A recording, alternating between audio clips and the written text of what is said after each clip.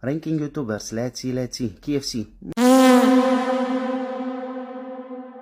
I like more McDonald's and Burger King, but KFC also good. Number 5, in the middle of the ranking. Pall Mall. Pall Mall. Number 6, let's see. Let me cry, Jack Sparrow. Is the guy who was boxing with Cassius Clay? Yes, I know. Very good. Number 10. Very good boxing. David Duhovniku. Number 8. Very nice. Let me cry. I so slow.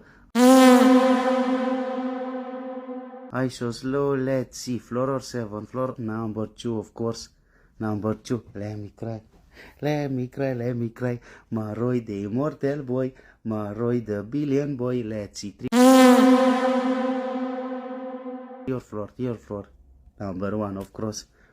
Marcel Robery. Number 7, very good. Kylie Minogue.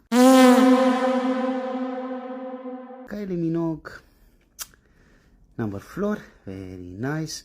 Air Traffic, Boeing 747, number 9. And number 3 is, let me cry. Mr. Bean, the rich boy. He is number 1 YouTuber right now.